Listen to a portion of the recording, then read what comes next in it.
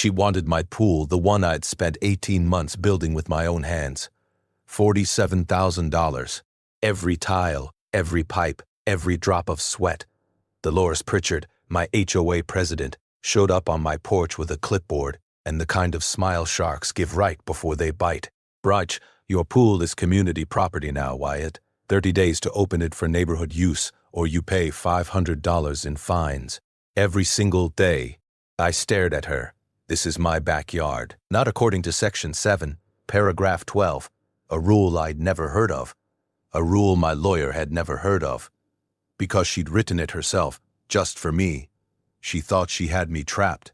She was wrong. Because when you try to steal from an engineer, you don't just lose. You lose spectacularly in front of everyone on camera. Drop a comment. Where are you watching from? And what's the worst thing your HOA has ever done? Let me back up. My name's Wyatt Fletcher, 52, civil engineer, recently divorced. The kind where you split 20 years of memories in a lawyer's office like you're dividing furniture. I got the kids every other weekend. Sienna, 16, and sharp as a knife. And Dee, 14, the quiet observer who misses nothing.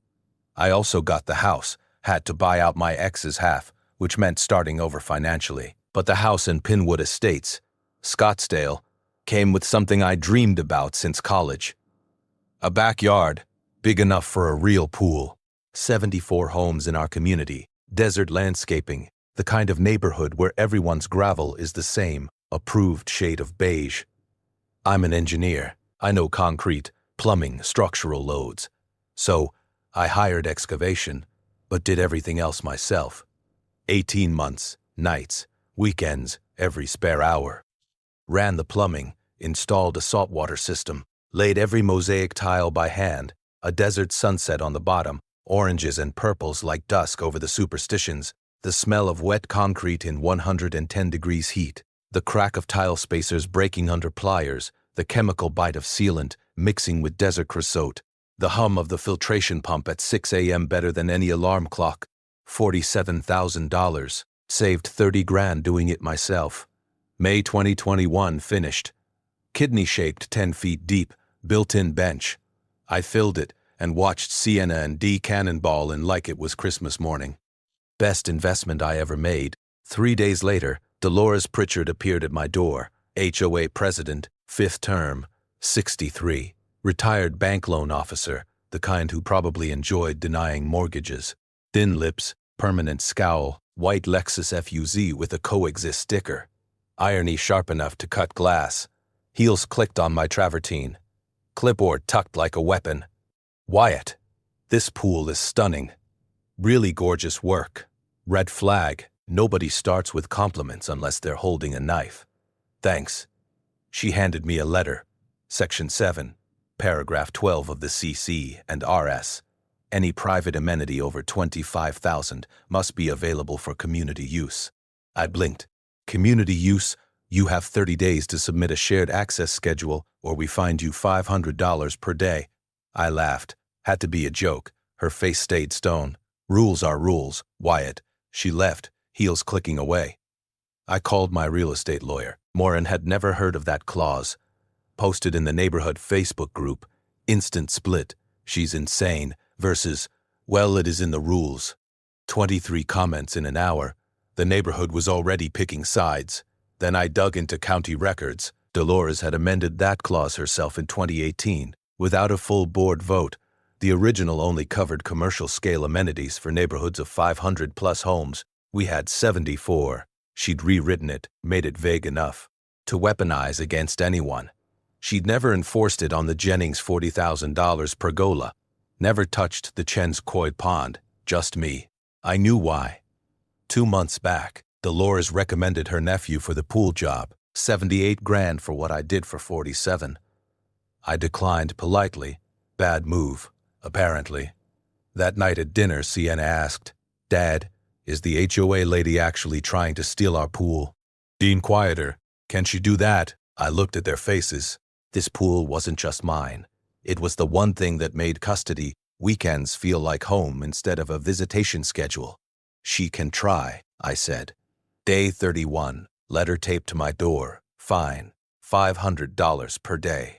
Effective. Immediately. Dolores stood on my porch, arms crossed, smiling.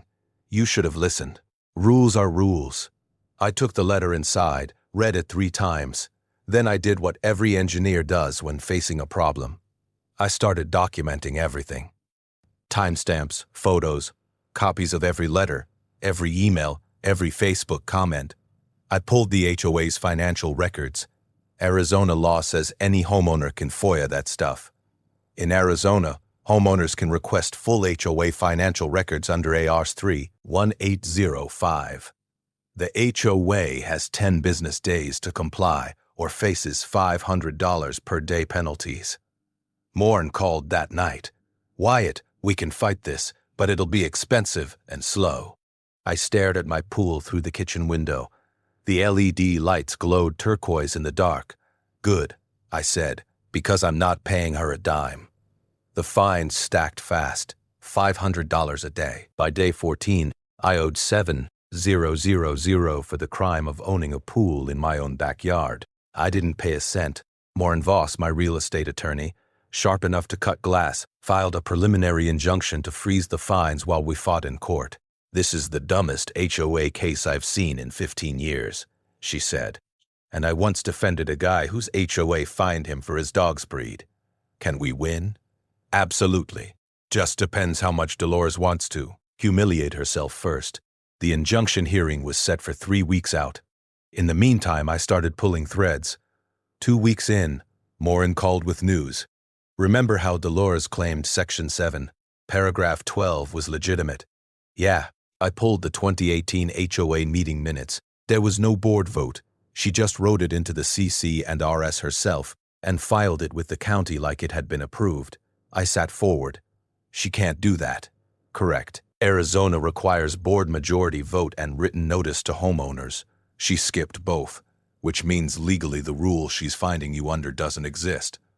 The grin on my face could have powered the block, but Morn wasn't finished. I got curious about Dolores, pulled her building permits, that outdoor kitchen she installed in 2017, the one with the pizza oven and gas line. What about it? Never permitted. No inspections on file. I let that sink in. Dolores was finding me for following every rule, while she'd been ignoring them for years. What happens if someone reports an unpermitted gas line? What happens if someone reports an unpermitted gas line? County inspector shows up within 72 hours. If it's not compliant, and unpermitted gas lines almost never are. She fixes it or removes it, plus fines from $500 to $5,000, and anyone can file that report. Public record, completely anonymous. I thanked her and spent the next hour on the county website, uploaded photos from my neighbor's yard with permission, described the unpermitted structure, hit submit. 3 days later, I was making coffee when a county truck pulled up to Dolores's house. I watched through my kitchen window as an inspector knocked. Dolores answered in a bathrobe, face shifting from confusion to alarm. The inspector gestured toward her backyard. She followed, spine rigid, arms crossed tight.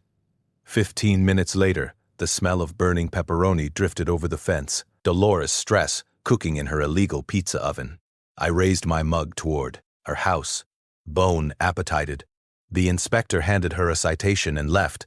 Dolores stood in her driveway staring at the paper like it had personally insulted her. That afternoon, the neighborhood Facebook group exploded. Dolores Pritchard, someone filed a false and malicious report on my home. This is harassment and I will find out who's responsible. 27 comments in an hour. Gemma Tate, a retired teacher down the street, maybe focus less on Wyatt's pool and more on your own permits. Dolores. Jim Kowalski, a contractor. If the report was false, the inspector would have dismissed it. Sounds like you got caught. But Dolores had defenders. This is retaliation from Wyatt. He's being a bully. Rules exist for a reason. The neighborhood was splitting. Team Wyatt versus Team Dolores. Sienna scrolled through the comments that night.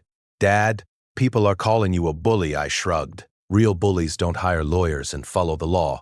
Real bullies throw their weight around and hope nobody pushes back like Dolores. Exactly. But Dolores wasn't done. 2 days later, Morin forwarded an email that made my jaw clench. Dolores had filed a counterclaim. Her demand, I must either fill in the pool completely or grant permanent public access to all 74 households. No middle ground. Destroy it or surrender it. I read it twice, feeling the tension coil in my neck. Morin's note. Pressure tactic. She's hoping you'll settle.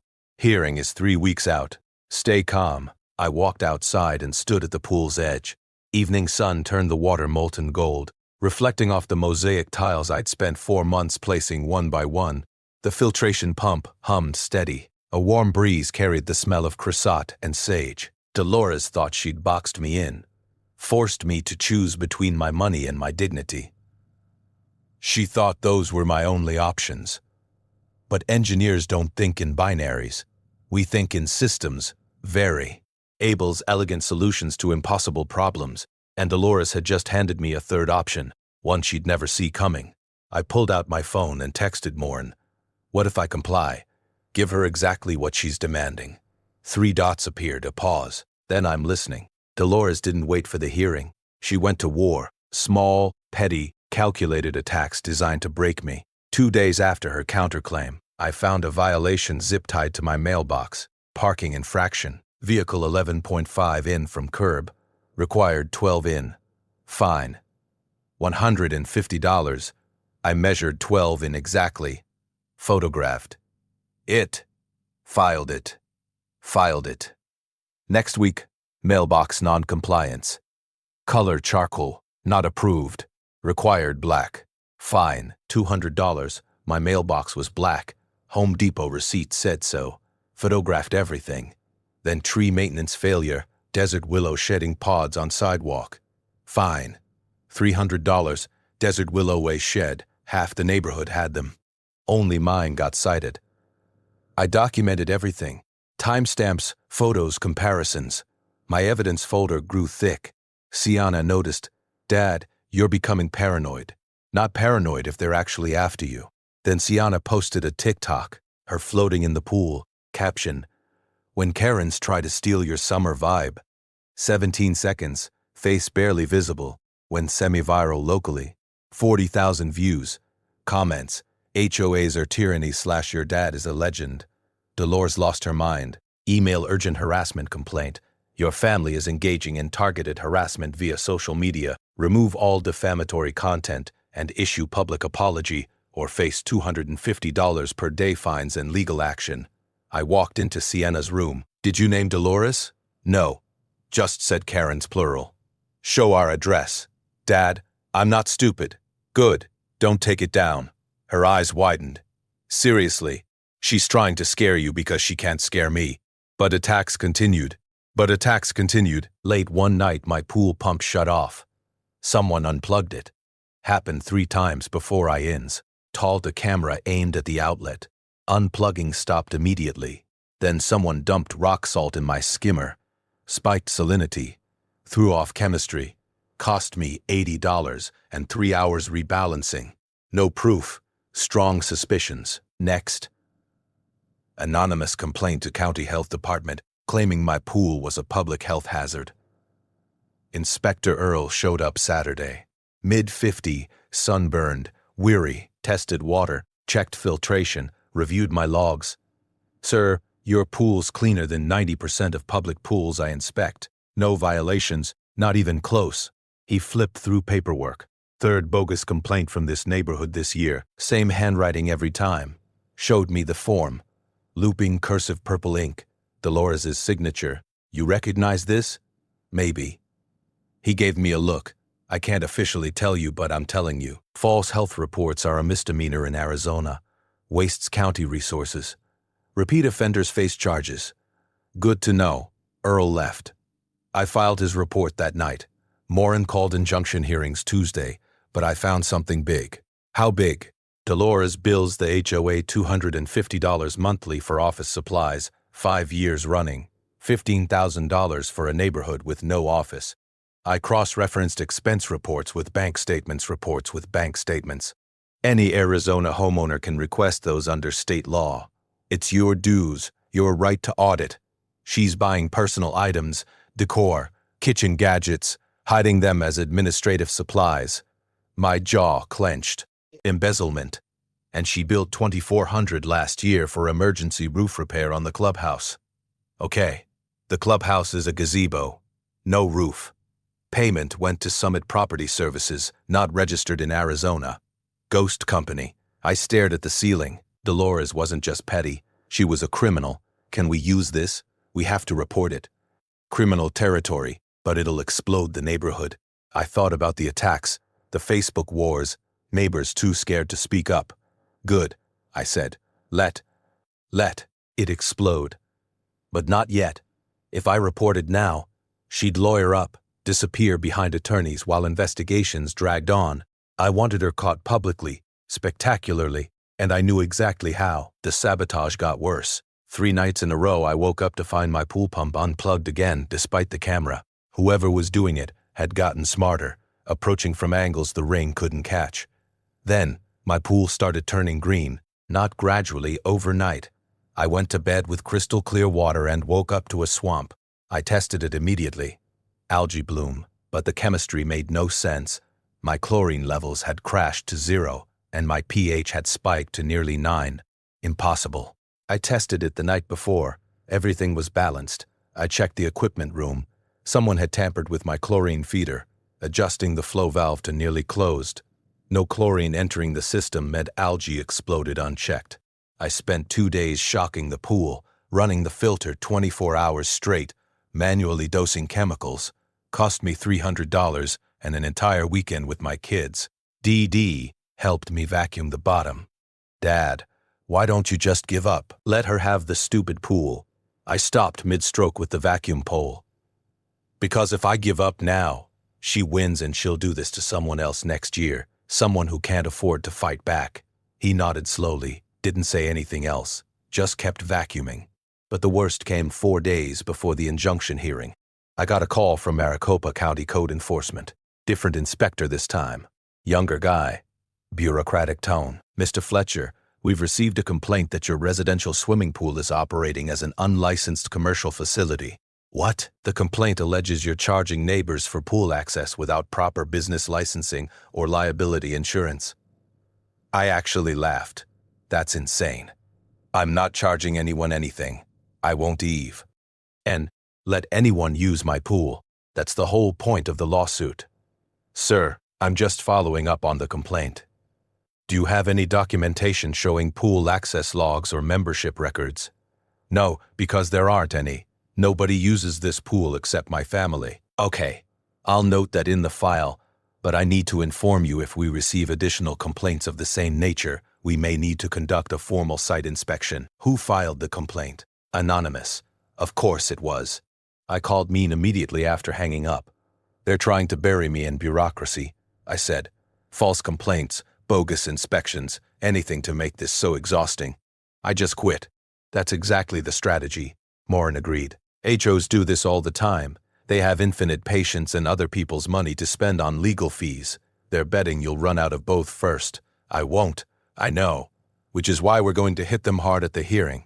I've got the evidence on Dolores' illegal amendment, the embezzlement, everything. We're going to shred her credibility in front of the judge. But Morin didn't know what I knew, because earlier that day I'd had a visitor.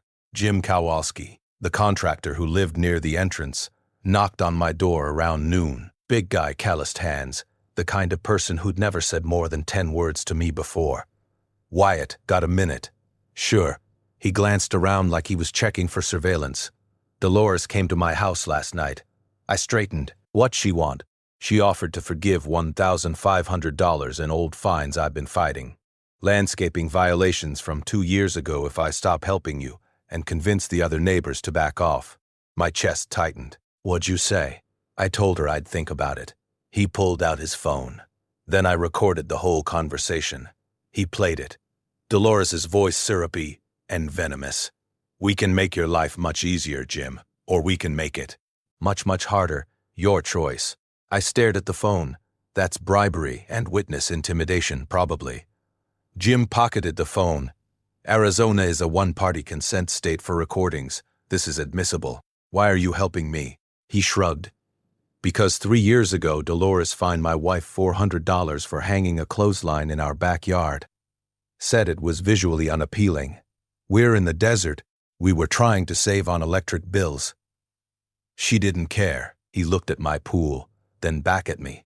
People like Dolores don't stop unless someone stops them. So, I'm stopping her. I shook his hand. Thank you. Don't thank me yet. She's got 2 more board members who will do whatever she says. If you want to really beat her, you need to take down the whole board, not just her. He was right. That night, I sat in my garage surrounded by documents, financial records, violation notices, meeting minutes, photos, recordings. The full picture of Dolores's corruption spread across my workbench like a crime board. The fluorescent light above buzzed like a trapped wasp. My coffee had gone cold an hour ago. The smell of old paper and printer toner filled the air. Morin's plan was to expose Dolores at the hearing, get the injunction, and move on. But Jim's words echoed. Take down the whole board. An idea started forming. Dangerous, complicated, possibly insane, but it would work.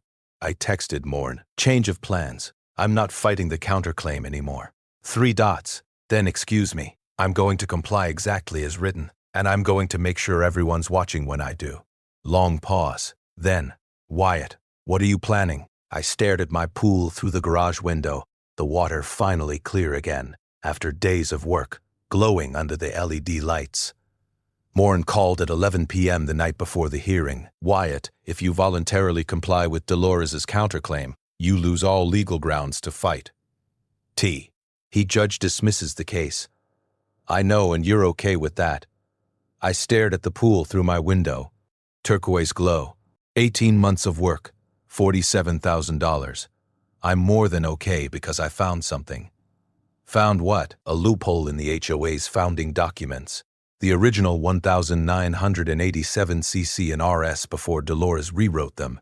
Papers rustled on her end. I'm listening. Page 62. There's a clause nuclear option, common in older Arizona HOAs. If the board operates in material breach of fiduciary duty, homeowners can petition for a special election to dissolve the entire board. How many signatures? 40%. 74 homes means 30 signatures. Silence. Then can you get 30? I've got 3 allies. Kowalski's, Bradford's, Gemma Tate. We've been quietly talking to neighbors. 18 signatures so far. That's only 60% Wyatt. I know, but right now half the neighborhood thinks I'm just whining. They see Dolores is strict but fair. They don't know she's been stealing the embezzlement. 15 grand in fake supplies. 2,400 for a non-existent roof repair. Once people see that, they'll sign. But if Dolores catches wind, I'm gathering signatures. She destroys evidence and runs. More inside. So you let her think she won. Drain the pool publicly to get attention. Then drop the embezzlement evidence. Exactly. That's brilliant. Or insane. Probably both. Pen-tapping her thinking sound. Finally. Okay.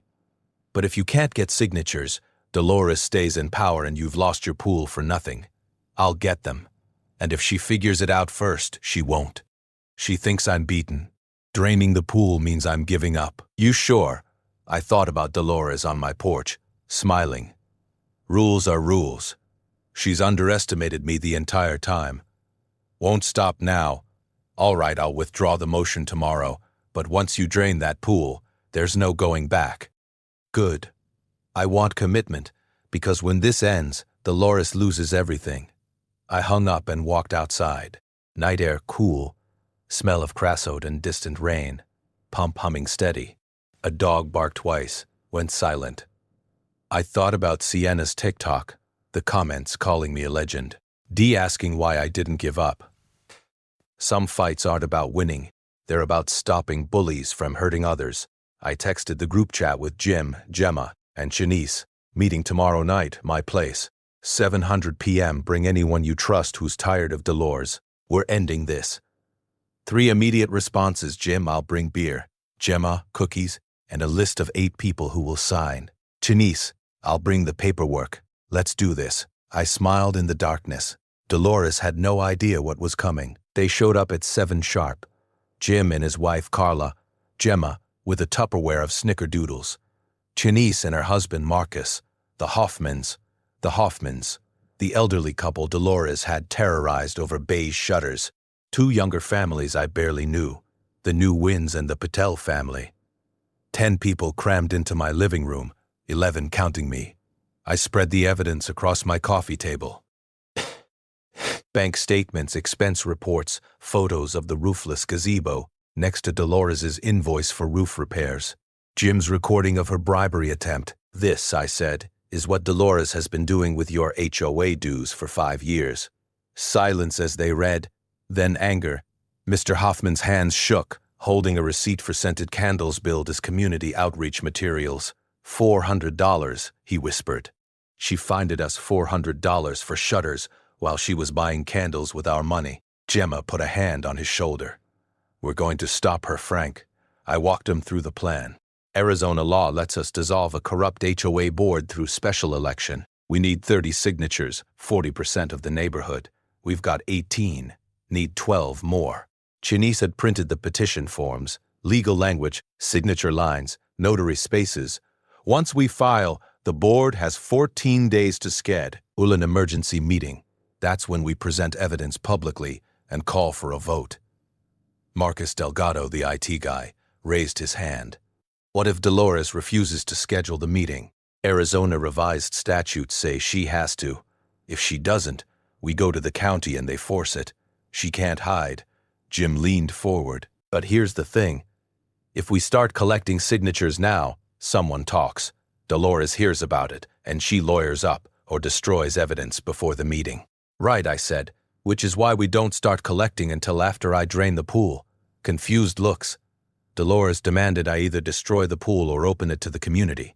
Tomorrow morning I'm hiring a commercial drainage company.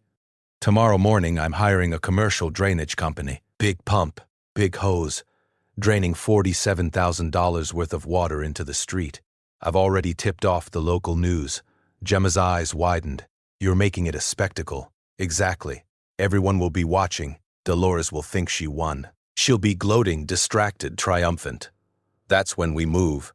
I pointed to Gemma. You handle the elderly residents. Play the sweet grandmother angle. Dolores has been stealing from us. We need your help. To Jim, you talk to blue-collar families. Frame it as financial waste. Your dues could be 20% lower under honest leadership. To Chenis, you target younger professionals. Make it about governance reform and accountability. She nodded. I can do that. Everyone else, you've got assigned blocks. I handed out neighborhood maps with houses highlighted.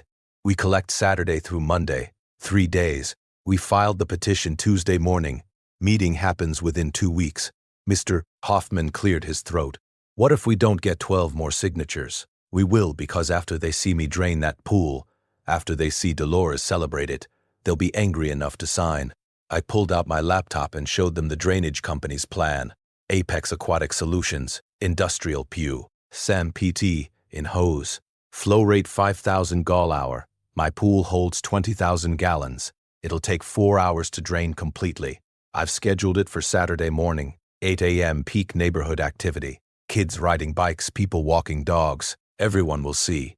I showed them the news email confirmation. KPNX Phoenix was sending a reporter and camera crew. This isn't just about my pool anymore, I said. It's about showing everyone what happens when petty tyrants go unchecked, and then showing them we can fix it. Jim raised his beer to fixing it. Everyone raised their glasses, beer, water, coffee. The Wind stayed after to ask questions about the legal process. I walked him through it, explaining how special accessions work, how board dissolutions function under Arizona law. Mrs. A. Wynn, a paralegal, nodded along. This is actually airtight. If you get the signatures, she can't stop it. That's the idea. By 9 p.m. everyone had left. The house was quiet except for the hum of the refrigerator and the distant sound of Dee playing video games upstairs. I stood in the garage surrounded by maps, petitions, highlighted bylaws. It looked like a war room. Maybe it was. Sienna came down, saw the setup, snapped a photo. Dad's final boss energy, she muttered, typing on her phone. Don't post that yet, I said. Why not? Because we don't tip our hand until we're ready to play it. She lowered her phone, looking at me. Seriously, you really think this will work? I looked at the evidence spread across my workbench. 5 years of theft, dozens of families hurt.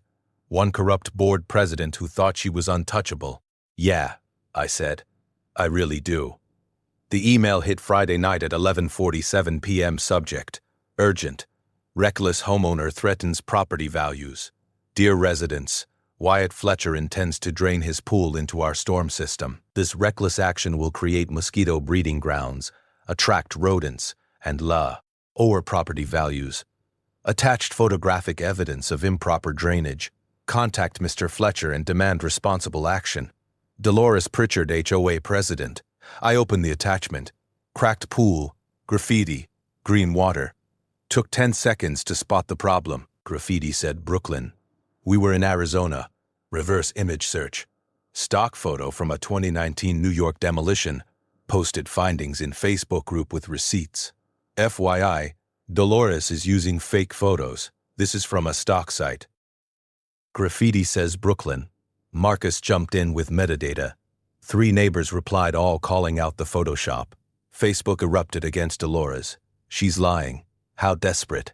If she fakes photos, what else is fake? Her credibility cratered. Saturday, 6:47 a.m., 90 minutes before draining, Jim called. Someone slashed 2 tires on the Apex truck. I ran outside. Drainage truck in my driveway. 2 rear tires flat. Rubber split clean. Deliberate. Professional. Security footage. 2:14 a.m. white Lexus circling twice. Headlights off. No plate visible. Didn't need one. Called Apex. Backup truck. 2-hour delay. Called police. Officer Rains arrived. Bored. Mr. Rains arrived. Bored. Mr. Rains. Fletcher again. Someone vandalized the contractor's truck. He examined tires. Took photos. Got enemies. 1. HOA lady. Yep. He closed his notepad. I'll file this, but without clear footage showing who did it. Not much I can do. Could be anyone. I have a white Lexus casing my house at 2 a.m. See the plate. No. Circumstantial. He handed me a case number. Call if you get more. He left. News crew arrived at 8:15. We were told 8. Truck vandalized. Should be here by 10 o'clock. Reporter perked up. Vandalized. Can we film? Showed her the tires. She interviewed me. Asked about HOA dispute. I kept it factual, calm. No names. Someone really doesn't want this drained, she said. Apparently not. By 9, 30-plus neighbors gathered. Kids on scooters, coffee cups, clusters, talking. Gemma moved through the crowd quietly, clipboard hidden. Jim did the same opposite side. Janice chatted with younger couples near the camera. Dolores's Lexus pulled up at 9:47. She got out, heels clicking, phone in hand, marching toward the reporter. Excuse me, I'm Dolores Pritchard, HOA President. I need to make a statement. Reporter turned. We're covering Mr. Fletcher's drainage. Comments. This is illegal. He's dumping thousands of gallons without permits. Mr. Fletcher showed us his county permit, the reporter said flatly. Dolores's face tightened. Then it's an environmental hazard. Mosquitoes, pests. County health inspected 3 times. All clean. Dolores pivoted. This is personal vendetta. Mr. Fletcher refuses community rules. Rules you wrote without board approval? The reporter asked. Dolores froze. Who told you? Public record. County minutes from 2018. Dolores's mouth opened. Closed. She looked at me. I smiled. Backup Apex truck arrived. 10:03. Crew unloaded industrial pump. Unrolled 8-in hose positioned over storm drain. Foreman nodded. Ready, sir. I looked at Dolores by the camera. Fists clenched. Fire it up. Pump roared. Water surged through hose, gushing into drain like a fire hydrant. 20,000 gallons. 4 hours. The show had begun. The pool drained in 3 hours and 42 minutes. I stood at the edge, watching the last gallons swirl down, leaving behind a vast, empty concrete crater. The mosaic tiles I'd spent months placing by hand now reflected harsh sunlight instead of water. The built-in bench at the shallow end looked absurd without its purpose. The news crew filmed the whole thing. The reporter did a closing stand-up with the empty pool behind her. A Scottsdale homeowner has drained his $47,000 pool after his HOA demanded he either destroy it or open it to public use. The dispute heads to court next month. Dolores watched from her car, windows up, engine running for AC. She didn't approach, didn't speak, just watched with that thin smile like she'd won something. Let her think that. The crowd dispersed slowly. Parents dragged reluctant kids away. A few neighbors stopped to shake my hand, express sympathy, take photos of the empty pool. Gemma caught my eye from across the yard, gave a slight nod. Jim did the same. Jeannie's mouthed, "Tonight," and walked away with Marcus. By noon, the neighborhood was quiet again, just me and an empty hole in the ground. Sienna came outside, stood next to me, staring into the void. "It looks weird," she said. "Yeah, you okay?" I thought about that. Was I okay? I just destroyed something I loved, spent 18 months building, invested everything into for a plan that might not even work. "Ask me in a week," I said. That evening, my coalition gathered again, this time at Gemma's house. Neutral ground, less obvious than meeting at mine repeatedly. We'd collected signatures all day while the pool drained. The spectacle had done exactly what I'd hoped. People were paying attention now, asking questions, getting angry on my behalf. Gemma's list: 11 new signatures from elderly residents, including the Hoffmans' neighbors who'd been too scared before Jim's count. 7 from blue-collar families, guys who worked construction and understood exactly how much a pool that size cost. Janice's tally: 9 from young professionals, people who valued accountability and hated financial waste. Total new signatures: 27. Combined with our original 1845 signatures, we only needed 30. "We're over," Janice said, spreading the petition forms across Gemma's dining table. 15 signatures over minimum. Even if some people get cold feet, we're solid. Jim cracked a beer. "When do we file?" "Monday morning," I said. "First thing, county clerk's office opens at 8. We file the petition. They notify the board by end of business. Dolores has 14 days to schedule the emergency meeting." Marcus pulled up a calendar on his phone. "So, meeting happens no later than he counted. June 28th, 2 weeks from tomorrow." "Perfect," Ginny said. "Gives us time to prepare the embezzlement presentation, organize witnesses, get media there." "Media?" Gemma looked uncertain. "Absolutely," I said. "This needs to be public. If we do this behind closed doors, Dolores spins it as a personal attack. But if reporters are there, if neighbors are there, if everything's on record, she can't run from it." We spent the next hour planning logistics: who would present which evidence, how to structure the accusations, what questions to anticipate. Mrs. Wynne, the parlor lead of the flood. Mrs. Wynne, the parlor lead, had volunteered to notarize all the signatures. She'd done it Sunday afternoon in her garage, stamp and seal, making everything official. "This is bulletproof," she'd told me. Every signature verified, every form properly executed. Dolores can't challenge the legitimacy. The week that followed was the strangest of my life. My empty pool became a neighborhood landmark. People walked by to stare, take photos, point. Some left flowers at the edge like it was a memorial. One kid left a handwritten note: "This is so unfair. I'm sorry about your pool." I kept the note. Dolores was invisible all week. Her Lexus stayed in her garage. No violation notices appeared on my door. No emails from the HOA. Radio silence. Jim thought she was regrouping, planning her defense. Chinas thought she was looking for a lawyer. I thought she was convinced she'd won and had moved on to tormenting someone else. Wednesday afternoon, I got a LinkedIn notification. Dolores Pritchard had updated her profile, seeking new opportunities in property management and community relations available for relocation. She was planning to bail. I screenshot it, sent it to Morn. "She knows something's wrong. She's getting ready to run." Morin called immediately. "We need to file that petition now. If she resigns before we can hold the meeting, she walks away clean. We file Monday like planned. She won't resign until she has another job lined up, and that takes time. We've got a window. You better be right." "I am." Thursday evening, Dolores broke her silence with another neighborhood email. Subject: Board meeting announcement. The HOA board will hold a special meeting on June 28th, 7:00 p.m. at the Community Clubhouse gazebo. Agenda: review of annual budget, discussion of pending litigation, and community updates. All residents welcome.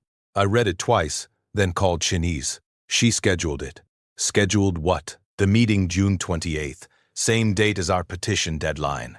Chenise was quiet for a moment, thinking she doesn't know about the petition yet. This is just her regular quarterly meeting, which means when we file Monday, she'll be forced to add our petition to the agenda of a meeting she already scheduled. Perfect. She won't have time to cancel or redo. She's trapped. I smiled. Exactly. Friday night I sat alone by the empty pool. The concrete was already collecting dust. A few leaves skittering across the bottom, pushed by the evening breeze. The filtration pump sat silent. I'd shut it off to save electricity. D came out, sat next to me at the edge, legs dangling into the void. "You think it'll be worth it?" he asked. "What? All this, the pool, the fighting, everything." I looked at him, 14 years old, too perceptive for his own good, watching me with the same skeptical intelligence his mother used to have. "I think," I said slowly, "that some things are worth fighting for even if you lose, and some people need to be stopped, even if it costs you something." He nodded, didn't say anything else, just sat there with me in the cooling dark, the empty pool between us, like a promise waiting tea. OB filled. Monday morning, 8 a.m. I walked into the Maricopa County Clerk's office with 45 notarized signatures, 3 copies of the petition, and a check for the filing fee. The clerk processed it, stamped it, handed me a receipt. "You'll receive confirmation of filing within 24 hours. The HOA board will be notified by certified mail and email within 48 hours. Thank you." I walked outside into the June heat, pulled out my phone, and texted the group chat. "It's done. Petition filed. The clock starts now." 5 responses came immediately. Jim, hell yes. Gemma, God bless you, Wyatt. Chenise, let's finish this. Marcus, I'll bring popcorn to the meeting. And Sienna, who'd somehow gotten added to the chat. Dad's final boss fight begins.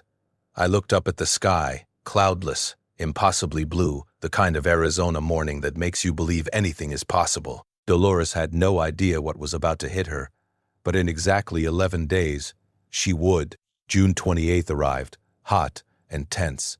By 6:30 p.m., the community clubhouse gazebo area was packed. 70-plus residents crammed into folding chairs, standing room only along the edges, kids sitting on the grass, people holding smartphones recording everything. A local news crew set up in the back. Same reporter from the pool, draining, camera on tripod, notebook ready. My empty pool was visible in the distance, a glaring concrete scar cutting across the common area view. Dolores had ensured the meeting location gave everyone a perfect view of what she'd forced me to do. Fitting. She sat at a fold-out table, facing the crowd, flanked by the 2 other board members, Greg Pino, a nervous accountant who looked like he wanted to disappear, and Sandra Yu, a real estate agent who kept checking her phone like she had somewhere better to be. Dolores wore a navy blazer, pearls, full makeup, dressed for battle or victory. Hard to tell which. The meeting opened at 7 sharp. "Good evening, Pinwood Estates residents," Dolores said, voice steady but tight. "We'll begin with our standard quarterly budget review. Point of order." Chenise Bradford stood up in the 3rd row, lawyer voice cutting clean through. "The board received a special election petition filed Monday pursuant to Arizona Revised Statute, Section 3.3.180.4. That petition must be addressed before any other business." Dolores's jaw tightened. "Mrs. Bradford will address that in due time. Arizona law says otherwise. The petition takes priority over all agenda items. You have no choice." Murmurs rippled through the crowd. Half the residents looked confused. The other half, my coalition and the people they'd brought, looked ready for war. Dolores shuffled papers, trying to maintain control. "Fine. The board acknowledges receipt of a petition requesting dissolution and special election. However, this petition is based on unsubstantiated claims." Unsubstantiated? I stood up, manila folder in hand. "I have bank statements, expense reports, and county records proving you've embezzled over $18,000 in 5 years. The crowd went dead silent. "That's slander," Dolores snapped. "I will not.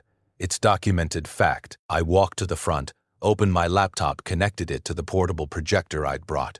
The HOA's own financial records appeared on the white screen mounted behind Dolores. Slide 1. Expense report showing $250 per month for office supplies, $15,000 over 5 years. You've built the HOA for office supplies every month since 2019. We don't have an office. What exactly are these supplies? I click to the next slide. Receipts cross-referenced with bank statements, scented candles, throw pillows, a KitchenAid mixer, all coded as administrative materials. Gasps from the crowd. Someone whispered, "Oh my God." Dolores's face went pale. Those were legitimate community purchases. Real, because this $600 stand mixer was delivered to your home address. I showed the delivery confirmation. Greg Pino leaned away from Dolores like she was radioactive. I never approved any of these. Next slide. The roof repair invoice. Last year, you billed $2,400 for emergency roof repair on our clubhouse. Problem is, I gestured behind us at the open-air gazebo. There's no roof, just a shade structure, no shingles, no tiles, nothing to repair. I showed the invoice for Summit Property Services and the State Business Registry search showing 0 results. This company doesn't exist, which means you paid yourself through a shell entity. The crowd erupted, voices overlapping, angry, confused. This is outrageous. She stole from us. I want my money back. Dolores stood shaking. This is a coordinated attack by a disgruntled homeowner who refuses to follow community standards. You wrote those standards yourself. Jim Kowalski stood, holding up the meeting minutes. Section 7, paragraph 12, the rule you used to find Wyatt, was never approved by board vote. You just added it to the CC and ours, and filed it with the county like it was legitimate. Sandra Yu stood abruptly, grabbed her purse. I resign effective immediately. I'm not going down with this ship. She walked out. One down. I pulled out Jim's phone, connected it to the speaker. Before you deny everything, Dolores, you should know we have recordings. I played it, Dolores's voice crystal clear. We can make your life much easier, Jim, or we can make it much, much harder. Your choice. That's witness intimidation and bribery, Chinny said. Both crimes in Arizona. Dolores sank back into her chair, hands trembling on the table. The petition before you, I said, addressing the crowd now, not Dolores. Requests dissolution of this board and a special election. We have 45 signatures, well over the required 30. All notarized, all legitima. Arizona law requires you vote on this tonight. I looked at Dolores directly. Unless you'd like to resign first and save everyone the trouble. She stared at me, hatred and fear wearing in her eyes. Then headlights swept across the gazebo. An unmarked sedan pulled up. 2 plainclothes detectives stepped out, badges on their belts. Arizona Attorney General's office. Economic Crimes Unit.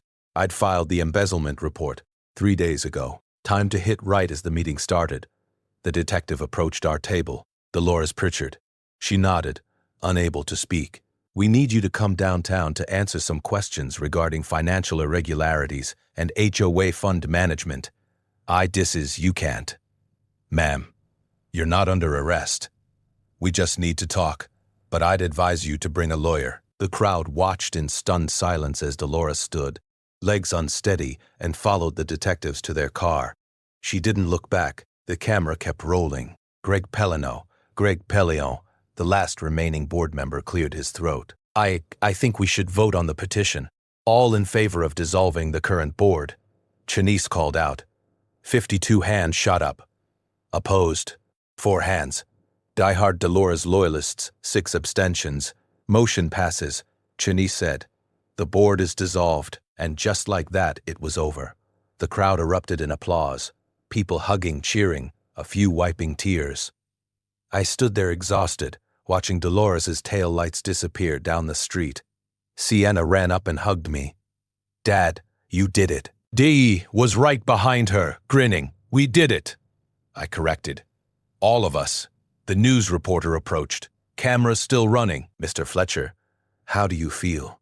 I looked at my empty pool in the distance, then back at the gazebo full of neighbors, finally free of a tyrant. Tired, I said honestly, but good. Really good. Dolores was charged with 3 counts of felony embezzlement. 1 week after the Senate meeting, she sold her house within 30 days, moved to Tucson before the trial, trying to disappear. The case is still pending, but her lawyer is already talking plea deals. Greg Polino resigned the morning after the showdown, citing health reasons. I saw him at the grocery store once. He apologized. I told him it was okay. He was a coward, not a criminal. He nodded and walked away. We held emergency elections 2 weeks later.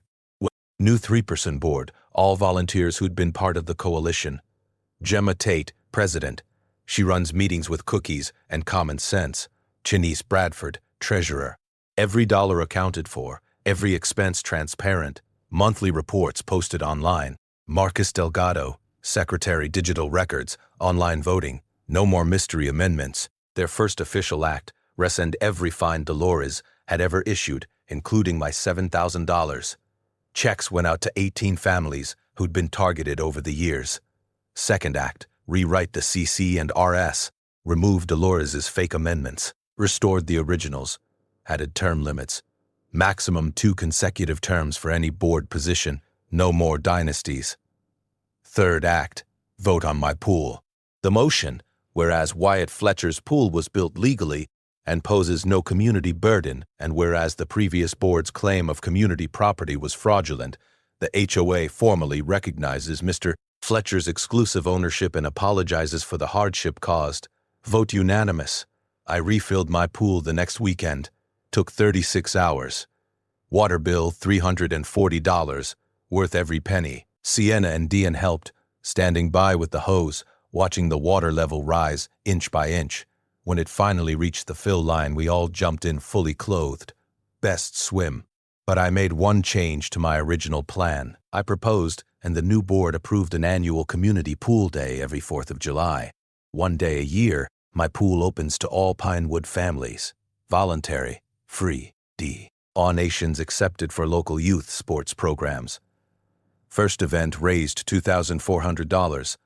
Enough to sponsor 2 Little League teams for the season. Turns out when you invite people instead of being forced, they actually want to come, and they chip in because they appreciate it.